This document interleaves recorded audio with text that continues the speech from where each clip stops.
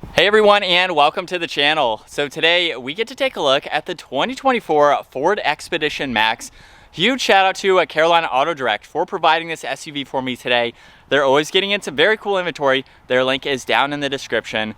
So this Expedition is finished off in an all new color for 2024 called Wild Green. They have an MSRP that starts right around $71,000. Now the Expedition is powered by the 3.5 liter twin turbo V6 that's paired to the 10-speed automatic transmission, pumping out 400 horsepower, 480 pound-feet of torque. That power is primarily sent to the rear wheels. However, this Expedition has the 4-wheel drive system. It weighs in right around 5,800 pounds. It'll do 0 to 60 in 5.3 seconds. It also has a fuel capacity of 27.8 gallons.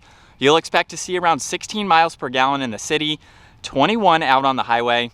This also has a wheelbase of 131.6 inches. Its overall length is 221.9.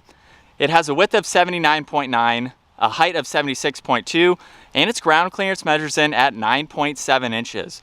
Now, as we take a look at the exterior styling, hopefully you can tell just how large this Max is. There is a normal Expedition, but if you want some extra length behind the third row, you get the Max for that maximum cargo and maximum person storage. So let's start up front where we have the very large Ford logo, as well as some chrome accents that work their way into the headlight housings on both sides.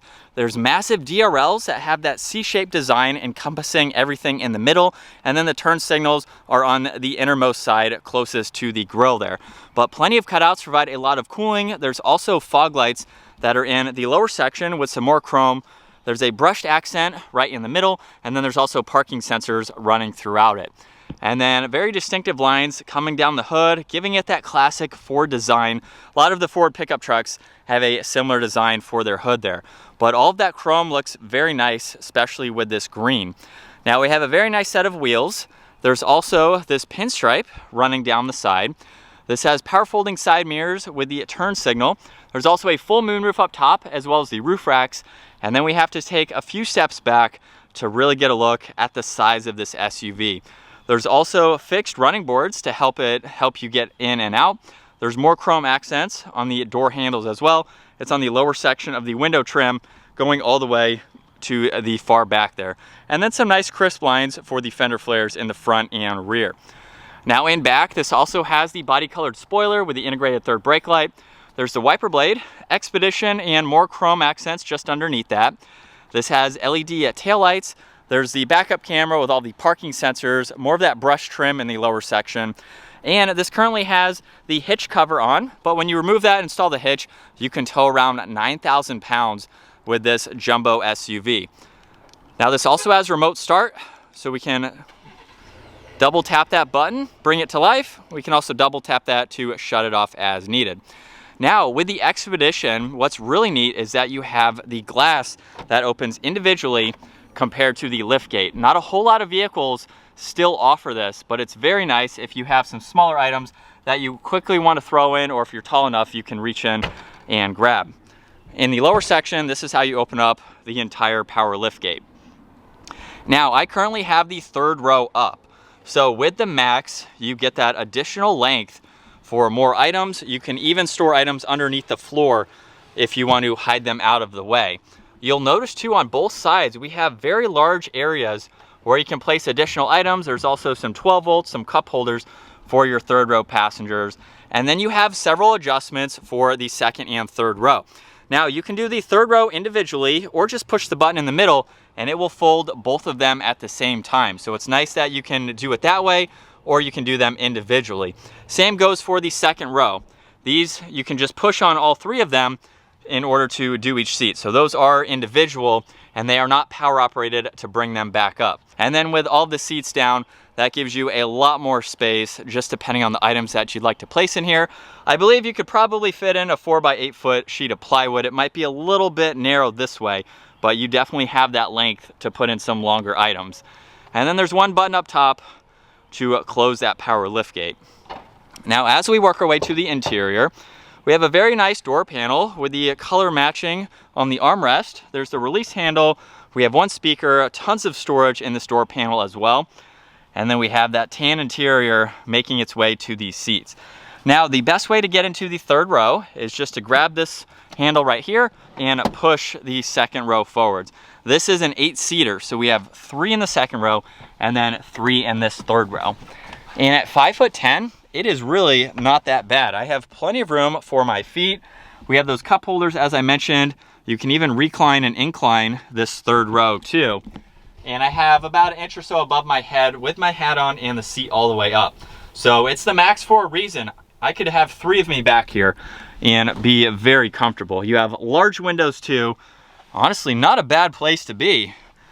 Hopping into that third row, you can quickly get out and then lock this seat back into place. Now we do have a grab handle. That makes it easier to get into. And then we have a bar down below. So you can actually slide these seats forwards and backwards to give your third row a little bit better foot room. You have cup holders up top. We have all the climate adjustments as well as the heated seat adjustments. There's storage in this lower section. You have storage pockets too. And then probably about the same amount of headroom. However, you can recline these seats probably a little bit farther just to be that much more comfortable. So you have plenty of space regardless of what row you are in for this Max. And then the door panel up front is just like the rear. However, we do have the integrated keypad on the outside, so you can use that as needed. We have memory seating adjustments, your side mirror controls, which are power operated. And then we have the window adjustments, more storage in that lower section. And then power operated front seats that have the similar design to them. And then once we hop in, we can start this up and we can go over the rest of this information where we have the digital gauge cluster. You have the tach on the left, miles per hour on the right, which are analog, and then the digital screen right in the middle where you have a lot more information to go through. So you can actually use the controls on the right side of the steering wheel to further get through all of this information.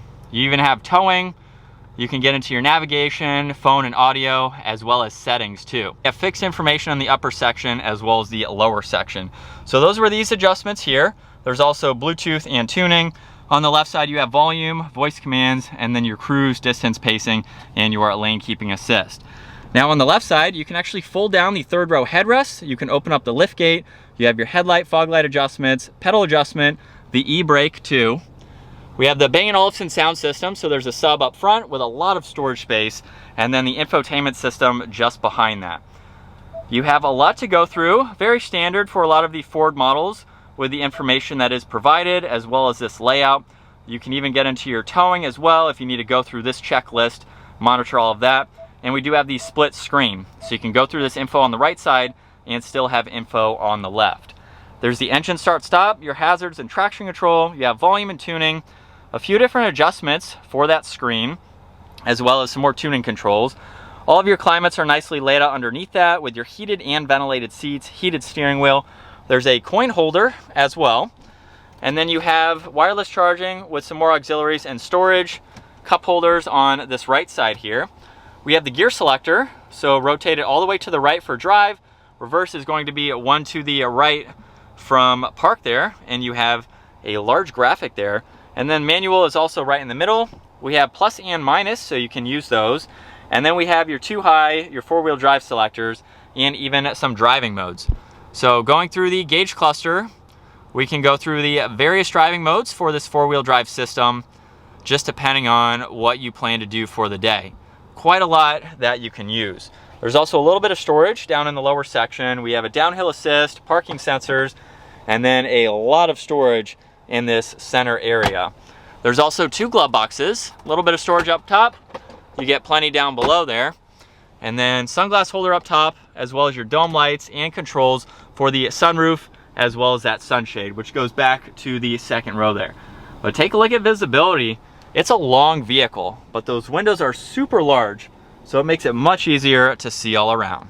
As we set up now behind the wheel for the Expedition Max, it's been quite some time since I've been behind the wheel of one. My parents actually owned an Expedition back when I turned 16, so a long time ago I got to learn how to drive in an Expedition, and now they seem like they are even bigger than the one that we had. But if you are looking for basically a jumbo SUV, something that is going to give you a lot of cargo space and a lot of practicality for holding 8 people, this is a great vehicle to go with because you can have it full of people and still have space for all of the items to go in the cargo, and you can even tow with this vehicle as well. This is something that might be on my list at some point if I need a bigger vehicle like this, just because it can tow and then you have all of that interior space. So there's really no shortage of anything with the size of this vehicle. I guess the one drawback would be you do have to monitor where you're going to park this Expedition. It's going to be something that just takes some getting used to and picking what spots you want to park. But as far as driving this goes, it seems like it would be a great daily driver. It's super comfortable, not a lot of road noise or wind noise for the speeds that I'm going. Seems to handle well too for its weight and its size here. Let's give it a little bit of gas now, getting up to speed. Mild acceleration, and it didn't even feel like the engine had to do any work to get up to the speed limit. So you have plenty of power, especially for its size, for towing, things like that. You sit high up, so it's like you're in a Ford truck. It's very quiet, so very nice to see. All the materials are great too for the price. A lot of SUVs are starting to creep up to the price point like this, $60,000, $70,000, $80,000. There are some that are going across six figures, just depending on the brand and what you're getting. But for $70,000, it doesn't seem out of the ordinary to get a vehicle like this with the functionality and capabilities that it has to offer. We'll put it into the manual setting here, so we can use plus and minus down below.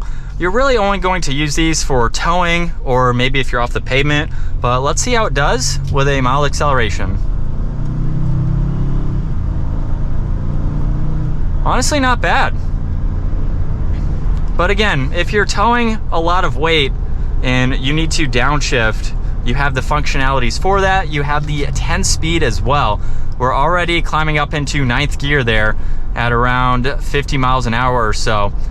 And I haven't seen or felt any like massive gear hunting or shifting. It seems to be very smooth. In a vehicle like this, with what you're going to be doing with it, hopefully towing, things like that, it seems like an adequate amount of gearing, or the gearing ratio is really good.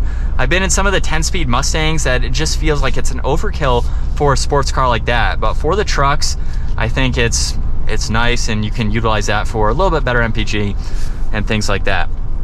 But this is what it's like to be behind the wheel for the Expedition Max. It's really nice.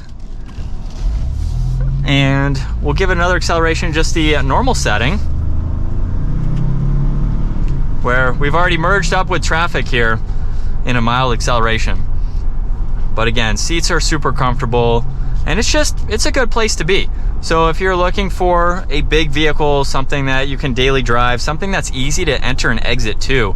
It's a tall vehicle, but with the side steps, makes it super easy to get in and out. So it's not intimidating as far as that being like a lifted truck or anything.